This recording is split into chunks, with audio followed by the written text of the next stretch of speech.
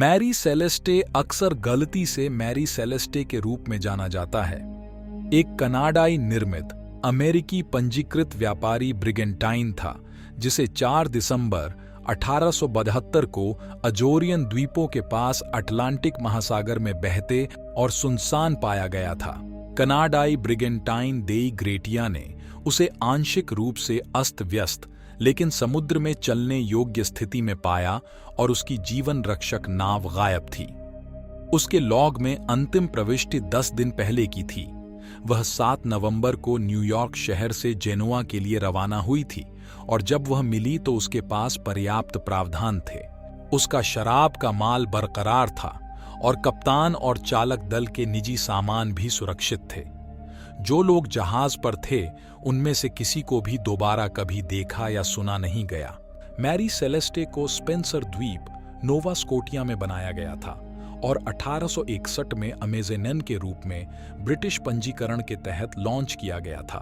उन्हें 1868 में अमेरिकी स्वामित्व और पंजीकरण में स्थानांतरित कर दिया गया था, जब उन्होंने अपना नया नाम प्राप्त किया था।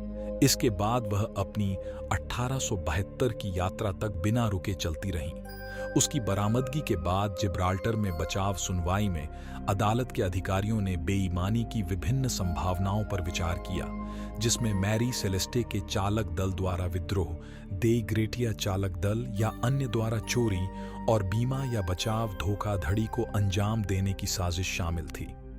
कोई ठोस सबूत इन सिद्धांतों का समर्थन नहीं करता। सुनवाई की अनिर्णायक प्रकृति ने लगातार अटकलों को बढ़ावा दिया कि जहाज के रहने वालों के साथ क्या हुआ था, और कहानी बार बार झूठे विवरण और कल्पना से जटिल हो गई है।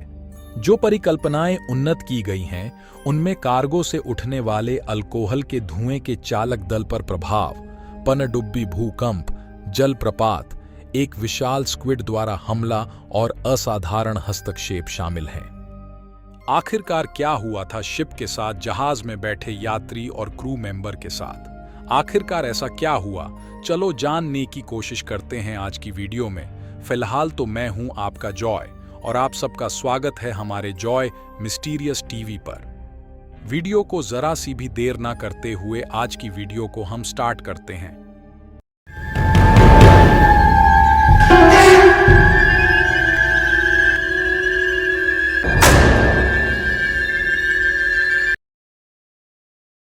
मैरी सेलेस्टे के कप्तान और चालक दल का भाग्य इतिहास में सबसे स्थायी समुद्री रहस्यों में से एक बना हुआ है। 7 नवंबर 1872 को 282 टन का ब्रिगेंटाइन न्यूयॉर्क हार्बर से जेनोआ, इटली के रास्ते पर रवाना हुआ। जहाज पर जहाज के कप्तान बेंजामिन एस ब्रिग्स, उनकी पत्नी सारा और उनकी 2 वर्षीय बेटी सोफिया 8 चालक दल के सदस्यों के साथ सवार थे।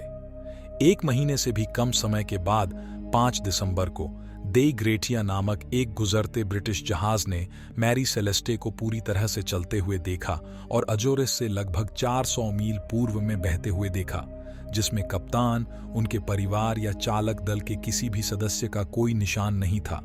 पकड़ में कई फीट पानी और एक लापता जीवनरक्षक नाव के अलावा जहाज को कोई नुकसान नहीं हुआ और 6 महीने का भोजन और पानी लदा हुआ था। मैरी सेलेस्टे का अतीत छायादार था। मूल रूप से अमेज़ेनन नाम दिया गया इसे दुर्घटनाओं की एक श्रृंखला, इसके पहले कप्तान की अचानक बीमारी और मृत्यु और इंग्लिश चैनल में एक अन्य जहाज के साथ टक्कर सहित के बाद एक नया नाम दिया गया था। भूत जहाज को बचाने के लिए देई ग्रेटिया के चालक दल को उसके बीमाकर्ताओं द्वारा भुगतान दिया जाना चाहिए या नहीं, इसकी जांच में बेईमानी का कोई सबूत नहीं मिला। मैरी सेलेस्टे 12 वर्षों तक अलग अलग मालिकों के अधीन रहेगी, इससे पहले कि इसके अंतिम कप्तान ने बीमा धोखाधड़ी के प्रयास के तहत जानबूझकर इसे हैती में घेर लिया था। 2001 में सबसे ज्यादा बिकने वाले उपन्यासकार और साहसी क्लाइव कूसलर ने मैरी सेलेस्टे के मलबे को खोजने का दावा किया था, लेकिन बाद में जहाज से प्राप्त लकड़ियों के विश्लेषण से पता चला कि मैरी सेलेस्टे के डूबने के कम से कम 1 दशक बाद भी लकड़ी जीवित थी। इस बीच इतिहास में सबसे प्रसिद्ध समुद्री रहस्यों में से एक कायम है। ब्रिग्स या उसके नाविकों जैसा एक अनुभवी कप्तान एक पूरी तरह से मजबूत जहाज को क्यों छोड़ देगा? वर्षों से सिद्धांतों में विद्रोह और समुद्री डाकू के हमले से लेकर विशाल ऑक्टोपस या समुद्री राक्षस द्वारा हमला तक शामिल है, जबकि अधिक वैज्ञानिक सोच वाले लोगों ने जहाज के कब्ज में 1700 बैरल कच्चे शराब के धुएं के कारण होने वाले विस्फोट का प्रस्ताव रखा है। मैरी सेलेस्टे के दल के गायब होने के बारे में सिद्धांत इसका कोई मतलब नहीं था कि ब्रिग्स, एक अनुभवी नाविक, पूरी तरह से समुद्र में चलने योग्य जहाज को छोड़ देगा। स्वाभाविक रूप से समुद्री राक्षसों की कहानियां लापता दल के साथ जुड़ गईं, जैसे पानी की टोंटियां और बहुत बाद में अलौकिक अपहरण की व्याख्याएं। फिर भी इन सभी सिद्धांतों के लिए कोई भी साक्ष्य कभी मेल नहीं खाता। शायद सबसे प्रशंसनीय सिद्धांत यह था कि अल्कोहल के वाष्प ने हैच कवर को उड़ा दिया था। फिर आग लगने के डर से चालक दल ने जहाज छोड़ दिया। हालांकि हैच कवर को सुरक्षित रूप से बांधा गया था, एक बार फिर कोई व्यवहार्य स्पष्टीकरण नहीं छोड़ा गया। 2002 में वृत्त चित्रकार एनी मैकग्रेगर ने अब कुख्यात भूत जहाज की कहानी की जांच करने की मांग की। उन्होंने कहा, ऐतिहासिक मामलों की स्पष्ट सीमाएं हैं, लेकिन नवीनतम तकनीक का उपयोग करके आप एक अलग निष्कर्ष पर पहुंच सकते हैं। स्मिथसोनियन पत्रिका के अनुसार मैकग्रेगर ने एक भौतिक समुद्र विज्ञानी की मदद ली। मैसाचुसेट्स में वुड्स होल ओशनोग्राफिक इंस्टीट्यूशन ने फील रिचर्डसन को नामित किया और उन्होंने मिलकर भूत जहाज के बहाव का पुनर्निर्माण किया और निष्कर्ष निकाला कि ब्रिग्स क्रोनोमीटर, जो समुद्र में एक जहाज की स्थिति निर्धारित करने में मदद करता है, दोषपूर्ण था। मैरी सेलेस्टे निराशाजनक रूप से अपने रास्ते से भटक गई थी। जहां उसे होना चाहिए था उससे 120 मील पश्चिम में। इस प्रकार कप्तान को उम्मीद थी कि वह 3 दिन पहले ही जमीन देख लेगा। मैकग्रेगर ने यह निर्धारित करने के लिए उस समय के फ्लड के नोट्स का भी विश्लेषण किया कि वास्तव में मैरी सेलेस्टे के दौरान सब कुछ योजना के अनुसार चल रहा था, ब्रिग्स के अंतिम लॉग से लगभग 5 दिन पहले तक। गौरतलब है कि ब्रिग्स के लॉग और फ्लड के नोट्स से पता चलता है कि जहाज ने अजोरेस पहुंचने से 1 दिन पहले रास्ता बदल लिया था।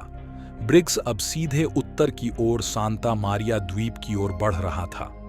यह संभव है कि चालक दल खराब मौसम से बचने के लिए आश्रय की तलाश कर रहा था। But even all of this wouldn't make a captain abandon ship. हालांकि मैकग्रेगर ने यह भी पाया कि जहाज पिछली यात्रा में कोयले का भार लेकर गया था।